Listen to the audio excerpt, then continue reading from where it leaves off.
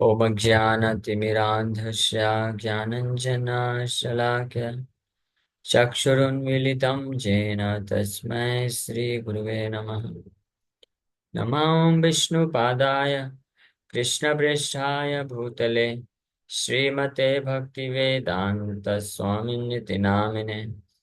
नमस्ते सारस्वते देवे गौरवाणी प्रचारिणे निर्विशेषा शून्यवादी पाश्चात्यदेशतारिणे। नमो महावदन्याय कृष्णप्रेमप्रदायते कृष्णाय कृष्णचैतन्यनामिने गौरत्वसे नमः।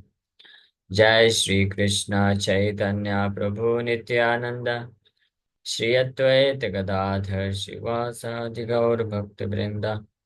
हरे कृष्णा कृष्णा कृष्णा हरे हरे, हरे राम राम राम हरे हरे। हरे कृष्णा। आप सभी भक्तों का हार्दिक स्वागत है आज के गौर कथा में। तो हम लोग आज चर्चा कर रहे थे श्री चैतन्य चरितमृत आदि लीला और इसका 7वां अध्याय। 7वां अध्याय के श्लोक संख्या 112, 114, 114 पे चर्चा करना है। तो इसमें श्री चैतन्य महाप्रभु वर्णन कर रहे हैं, तार दोष नाही तेहु आज्ञाकारी दास, आर्य यही सुने तार है सर्वनाश।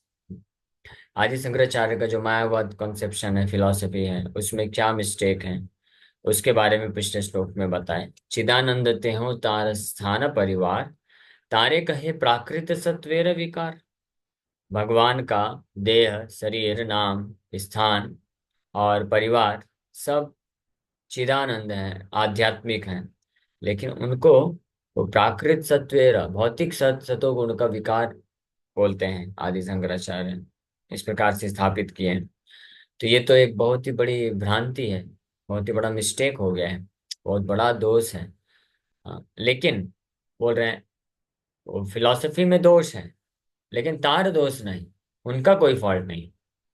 हाँ, उनका इसमें कोई दोष नहीं। उन्होंने जो फिलॉसफी दिया, निश्चित रूप में उसमें दोष होता है, उसमें दोष है, लेकिन उनका कोई दोष नहीं है। क्यों? तेहो आज्ञाकारी दास, वो भगवान कृष्ण के आज्ञा पे ये कार्य किए। लेकिन निश्चित रूप में आर्य यही सुने तार है सर्वनाश, जो भी उसको सुनेगा उसका तो सर्वनाश हो जाएगा। तो ये बहुत विस्तृत तात्पर्य है, बहुत सुंदर तरीके से श्रील प्रभुपाद जी इसको व्याख्या कर रहे हैं। तो आपको बड़े ध्यान से सुनना पड़ेगा, तब आप जो है इसको ठीक ठीक प्रकार से समझ पाएंगे। ठीक है ना? तो कृपा करके सुनिए। कितने भक्त लोग सुन रहे हैं अभी ध्यान पूर्वक? तो तात्पर्य प्रभुपाद जी लिख रहे हैं, Mayavadi philosophers are very proud of exhibiting their Vedanta knowledge through grammatical jugglery. But in the Bhagavad Gita, Lord Shri Krishna certifies that they are Maya Parata Jnana, bereft of real knowledge due to Maya. तो मायावादी लोग संस्कृत का ज्ञान होने के कारण वेदांत सूत्रों के ऊपर अलग अलग प्रकार से जो है संस्कृत व्याकरण का इस्तेमाल करके, संधि विच्छेद करके जिस प्रकार से अलग अलग अर्थ निकालते हैं, तो उसके कारण उनको बहुत अहंकार होता है और इस प्रकार के कई मिथ्या जो विचारधाराएं को प्रस्तुत करने में वो बड़े दक्ष होते हैं। लेकिन भगवान कृष्ण 7वें अध्याय में स्पष्ट ऐसे लोगों को क्या बोलते हैं कि ये माया माया अपहरत ज्ञाना, ये ज्ञानी लोग कैसे हैं? इनका वास्तविक जो ज्ञान है माया के द्वारा अपहरण कर लिया गया है। वास्तविक ज्ञान तो यही है जिसके द्वारा कोई समझ सके कि भगवान कृष्ण परम भगवान है, उनका दिव्य सच्चिदानंद स्वरूप है, उनके रूप, उनका गुण, उनकी लीलाएं सब दिव्य आध्यात्मिक है, सनातन रूप से चलती हैं। तो ये वास्तविक ज्ञान है। लेकिन इस ज्ञान को कौन हर लेता है? माया हर लेती है मायावादियों के लिए। इसलिए उसके अलावा वो जो भी बोलते हैं सब क्या होता है? वो केवल और केवल जो है भ्रम रहता है। Maya has two potencies with which to execute her two functions. माया के पास दो शक्ति है, यहाँ पे महामाया की बात चल रही है। महामाया, ये जो भौतिक प्रकृति है, दुर्गा शक्ति, दुर्गा देवी। तो उनके पास दो शक्ति है। क्या शक्ति है? पहला है द प्रक्षेत आत्मिका शक्ति, the power to throw the living entity into the ocean of material existence. इसको बोलते हैं प्रक्षेप आत्मिका शक्ति, यानी प्रक्षेपण कर देती है। जो लोग विज्ञान फिजिक्स पढ़े हैं हिंदी में, तो वो जानते होंगे प्रक्षेप, प्रक्षेप का मतलब क्या होता है। हाँ, इस एस्केप वेलोसिटी होती है, इंग्लिश में बोलते हैं।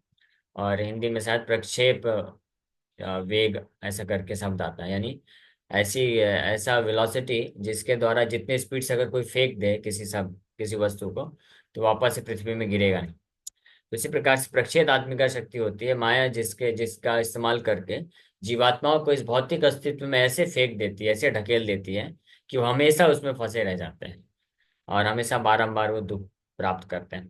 तो ये प्रक्षेप आत्मिका शक्ति के द्वारा, इसको किकिंग पोटेंशी भी बोलते हैं, इंग्लिश में किकिंग पोटेंशी। कुछ भक्त लोग ऐसा भी नाम दिए हैं, माया के द्वारा किक प्राप्त करना। और वो किक क्या है? जो excessive material attachment for material objects, material people, इस भौतिक संसार के लोगों के प्रति, वस्तुओं के प्रति, वासनाओं के प्रति बहुत ज्यादा आसक्ति, जिसको कोई गिव अप, छोड़ नहीं पाता, त्याग नहीं पाता है। यह है प्रक्षेपात्मिका शक्ति। और दूसरी शक्ति है आवरणात्मिका शक्ति। हाँ, आवरणात्मिका शक्ति का अर्थ है the power to cover the knowledge of the living entity. जीवात्मा का जो वास्तविक ज्ञान है उसको कवर कर देना, ढक देना, आवरण लगा देना। So the function of the आवरणात्मिका शक्ति is explained in the Bhagavad Gita by the word माया परत ज्ञाना। इस शक्ति के द्वारा माया क्या करती है?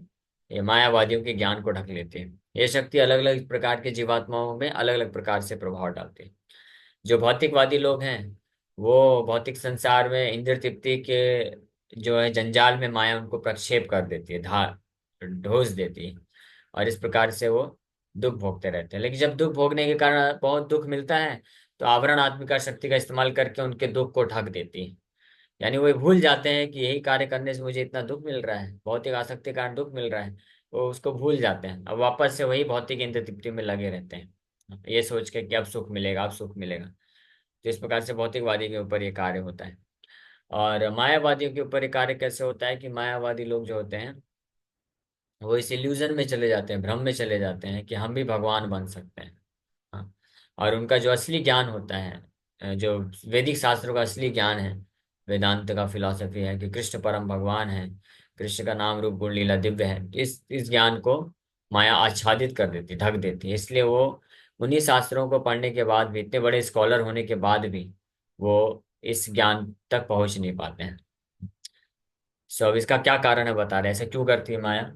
Why the Devi Maya or illusory energy of Krishna takes away the knowledge of the Mayavadi philosophers is also explained in the Bhagavad Gita by the use of the words Asuram Bhavamashrita, which refer to a person who does not agree to the existence of the Lord. So माया शक्ति ऐसा कार्य क्यों करती है? प्रक्षेप आत्मिका, प्रक्षेपण करना और आवरण करना ज्ञान का, ऐसा कार्य क्यों करती है? इसको भी भगवद गीता में उसी श्लोक में भगवान कृष्ण बताते हैं। क्योंकि ये मायावादी फिलोसोफर आसुरम भावम आश्रिता, आसुरी प्रवृत्ति को धारण करते हैं। आसुरी प्रवृत्ति का अर्थ होता है जब कोई भगवान और भगवान के भक्तों से ईर्ष्या करता है, उनकी पोजीशन से जलन होती है, ईर्ष्या रखता है। हाँ, वो सहन नहीं कर पाता है, समझ कि भगवान भोगता है, भगवान इंजॉयमेंट कर रहे हैं, भगवान कैसे केवल भोगता रह सकते हैं, मैं क्यों भोगता नहीं बन सकता हूँ। ये जब भाव, ये आसुरी प्रवृत्ति जब हृदय में भाव प्रकट हो जाता है, तब जो है देवी माया शक्ति क्या करती है, उसके वास्तविक ज्ञान को आच्छादित कर देती है, आवरणात्मिका शक्ति डाल देती है। तो ये इसलिए मायावादी लोग हमेशा इस दिव्य असली ज्ञान से वंचित रह जाते हैं। कितने भी शास्त्र पढ़ लें, कितना भी उनको समझा दिया जाए, लेकिन फिर भी वो घूम फिर के वहीं पे आ जाते हैं। आत्मा परमात्मा में विलीन हो जाता है, हम भी नारायण हो जाते हैं, तुम भी भगवान हो, ये भी भगवान है, पूरे जगत हर कोई भगवान है, हर कोई राम है। इस प्रकार से ये अलग अलग फिलॉसफी जो है विचारधारा में ऐसे फंस जाते हैं। So the Mayavadis who are not in agreement with the existence of the Lord can be classified in two groups, exemplified by the impersonalist Sankarites of Varanasi and the Buddhists of the Sarnath. ये मायावादी लोग, हाँ, जो भगवान के अस्तित्व के से सहमत नहीं होते हैं, वास्तव में भगवान को नहीं स्वीकार करते हैं, तो इनको दो ग्रुप में डिवाइड किया जा सकता है। एक होते हैं जो शंकराचार्य के फॉलोवर हुए, मायावादी फिलोसोफर्स हुए, बनारस के भी, मुख्य रूप से बनारस उनका गढ़ है, हेडक्वार्टर है। और दूसरे हुए बुद्धिस्ट, सारनाथ के बुद्धिस्ट फिलोसोफर। ये बुद्धिस्ट भी एक तरह के मायावादी ही हैं, लेकिन बुद्धिस्ट लोग फिर भी थोड़े ठीक हैं, मतलब ठीक तो नहीं है, लेकिन एज कम्पेयर टू मायावादी, मायावादियों से ज्यादा अच्छे हैं बुद्धिस्ट लोग। क्यों? क्योंकि बुद्धिस्ट लोग एटलीस्ट ओपनली बोल देते हैं। क्या ओपनली बोलते हैं? कि कोई भगवान भगवान नहीं, कोई परमात्मा नहीं, कोई आत्मा नहीं, कोई आध्यात्मिक जगत नहीं, कुछ भी नहीं, सब कुछ शून्य है। ये सारा भौतिक जगत जब खत्म, सब नष्ट हो जाने के बाद सब शून्य हो जाता है। तो ये बुद्धिस्ट जो है एक्चुअली में एथियस्टिक फिलोसफी है, ये नास्तिकतावाद है। वेद न मानिय बौद्ध हैल नास्तिक। महाप्रभु आगे चल के इसके बारे में बताएंगे, बुद्धिस्ट लोग से जब मिलेंगे तो महाप्रभु इसके बारे में वर्णन करेंगे कि वेद को नहीं मानने वाले जो होते हैं बुद्धिस्ट लोग, नहीं मानते, इसलिए उनको नास्तिक बोला जाता है। लेकिन जो मायावादी फिलोसोफर्स हैं, ये लोग प्रछन्न बौद्ध है के नाम से जाने जाते हैं। प्रछन्न बौद्ध मतलब कि ये भी बुद्धिस्ट की तरह ही, लेकिन अपने आप को प्रेजेंट करते हैं ना, आस्तिक लोग धार्मिक तरीके से संन्यास लेते हैं, धर्म का आचरण करते हैं, यज्ञ वगैरह करते हैं, यहाँ तक कि नाम जप भी करते हैं। कई मायावादी लोग भगवान का विग्रह का पूजा, पंचो उपासना करते हैं, डीटीज स्टैब्लिश करते हैं, मंदिर बनाते हैं, विग्रह पूजा करते हैं, मंत्र जप करते हैं। तो बाहरी रूप से लग दिखता है कि ये लोग भी धार्मिक हैं, आस्तिक हैं, भगवान को मानते हैं, लेकिन वास्तव में भगवान को मानते नहीं हैं। क्यों? क्योंकि निराकार कॉन्सेप्शन है ना, everything is one, everything is impersonal.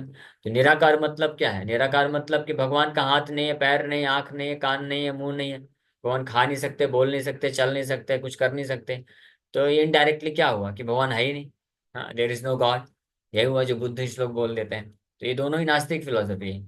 लेकिन बुद्धिस्ट लोग ओपनली डिक्लेयर कर देते हैं कि we are atheist, we don't accept at all कि भगवान भगवान होते हैं कोई। मायावादी लोग जो है अपने आप को ढक के रखते हैं, प्रच्छन्न इसलिए बोला गया है, छुपे हुए बुद्धिस्ट हैं। बाहरी रूप से तो प्रस्तुत करेंगे धर्म धार्मिक हैं, लेकिन जो फिलॉसफी अंदर भाव क्या है, भगवान को नहीं मानते, भगवान के रूप। कोई भी ऐसी विचारधारा, हाँ, कोई भी ऐसी विचारधारा जिसमें जो व्यक्ति है जो भले धर्म का पालन करता हो, लेकिन भगवान के दिव्य स्वरूप को नहीं मानता है, कि भगवान का सनातन दिव्य ट्रांसेंडेंटल स्वरूप है, सच्चिदानंद भगवान का विग्रह है, भगवान के गुण हैं, भगवान की लीलाएं हैं, भगवान सनातन रूप से अपने दिव्य शरीर में हमेशा विद्यमान रहते हैं। इसको जो नहीं मानता है वो वास्तव में नास्तिक व्यक्ति है। हाँ, भले ही बाहरी रूप से कितने भी धर्म का आचरण करें। और इस प्रकार के लोग ज्यादा डेंजरस होते हैं, they are most dangerous type of people. और ये ज्यादा बड़े अपराधी होते हैं। जो नहीं मानता है वो तो खैर अलग ही स्थिति है उसकी, लेकिन जो बाहरी रूप से दिखावा करते हैं, लेकिन फिलोसफ भगवान को स्वीकार नहीं करते हैं, तो वो अपराध होता है। So both groups of Mayavadis, both groups are Mayavadis. ये दोनों ही ग्रुप कौन है? वाराणसी के शंकराचार्य के फॉलोवर और सारनाथ के बुद्धिस्ट जो है, ये दोनों ही मायावादी की कैटेगरी में रखे जाते हैं। And Krishna takes away their knowledge due to their atheistic philosophies. Neither group agrees to accept the existence of a personal God. तो ये लोग, ये दोनों ही ग्रुप मायावादी होने के कारण भगवान कृष्ण इनके जो असली ज्ञान है, नास्तिक फिलोसफी होने के कारण इनके असली ज्ञान को ढक देती है माया। तो इसलिए दोनों लोग जो हैं भगवान के व्यक्तिगत स्वरूप को स्वीकार नहीं कर पाते हैं। The Buddhist philosophers clearly deny both the soul and God.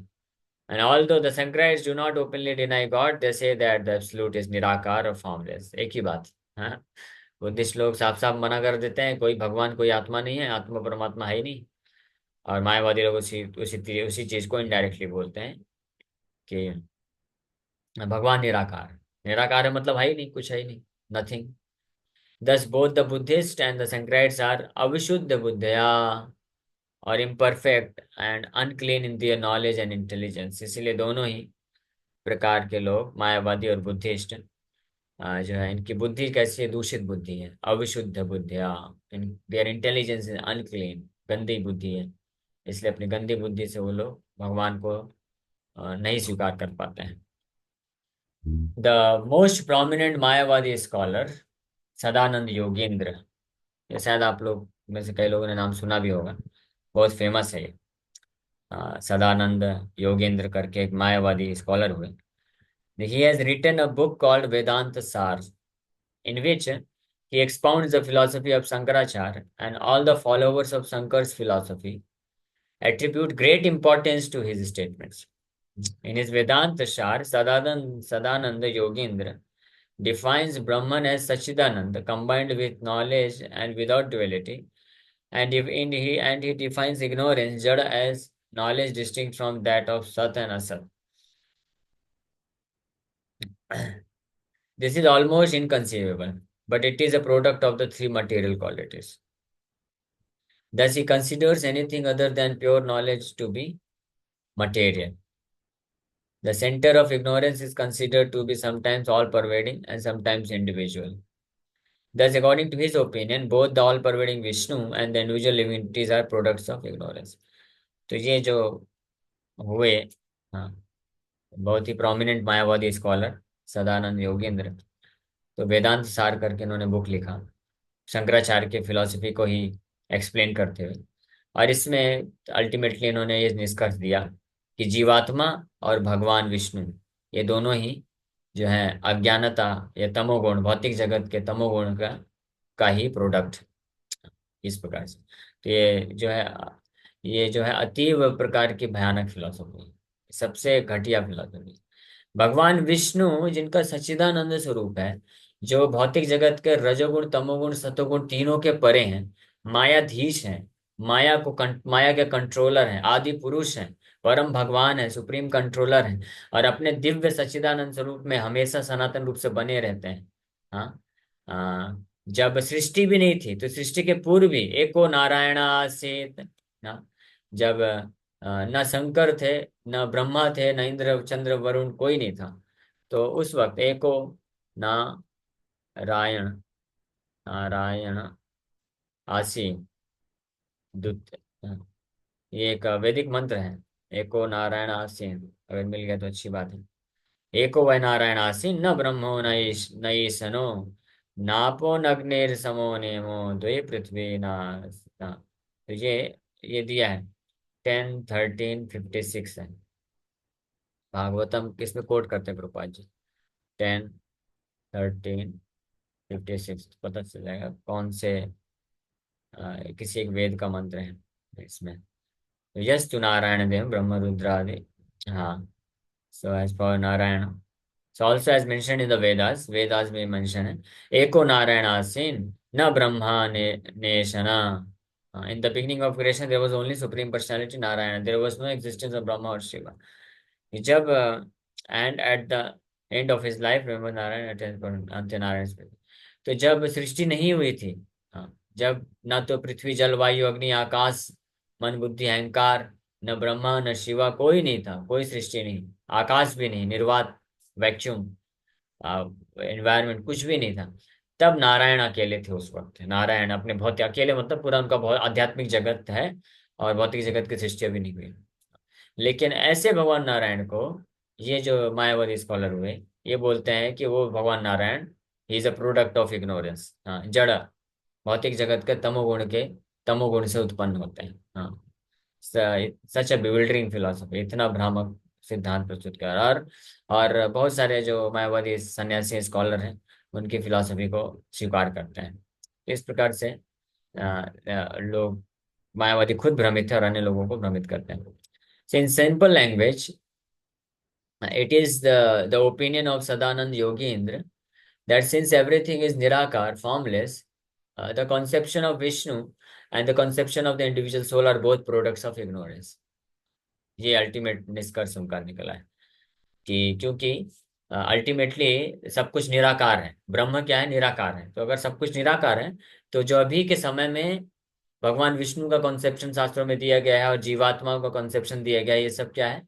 ये सब अज्ञानता है। This is all illusion. इसीलिए वो फिलोसफी जो शंकराचार्य ने दिया, जगत मिथ्या, ब्रह्म सत्या जगन मिथ्या, इसी फिलॉसफी को योगेंद्र महाराज ने इस प्रकार से गलत तरीके से प्रस्तुत किया। हाँ, तो उसको एक्सप्लेन करते हैं। बट भगवत गीता के अकॉर्डिंग, भागवतम के अकॉर्डिंग और वेद के अकॉर्डिंग, कोई भी शास्त्र ले लीजिए, ये बिल्कुल भी सत्य नहीं। वैदिक शास्त्र, भगवत गीता, भागवतम, पुराण, उपनिषद सब इस बात को स्टेब्लिश करते हैं कि ब्रह्म जो है कभी भी भौतिक नहीं हो सकता है। तो जीवात्मा और नारायण भौतिक कैसे हो सकते हैं? भौतिक जगत का प्रोडक्ट कैसे हो सकता है? इग्नोरेंस कैसे हो सकता है? इम्पॉसिबल है। भगवान बार दूसरे अध्याय के 12वें श्लोक में स्पष्ट बोलते हैं, न त्वेवाहम जातु नासम न त्वम नेमे जनाधिपाः न चैवा न भविष्यवान् सर्वे वयमतः परम। भगवान बोलते हैं each and every living entity, एक एक जीवात्मा जो है, व्यक्तिगत जीवात्मा, इंडिविजुअल सोल, हमेशा अस्तित्व में रहता है। ऐसा कभी समय नहीं था अर्जुन, ऐसा कभी नहीं हुआ पास्ट में कि ये सारे जीवात्मा और मैं नहीं थे, और ना ही ऐसा कभी भविष्य में होने वाला है। तो इसलिए यहीं पे ये फिलॉसफी जो इनके द्वारा दिया गया है, ये गलत प्रमाणित हो जाता है। And he also explains that the विशुद्ध सत्व conception of the Vaishnavas is nothing but pradhan, or the chief principle of creation. He maintains that when all pervading knowledge is contaminated by the Vishuddha Sattva,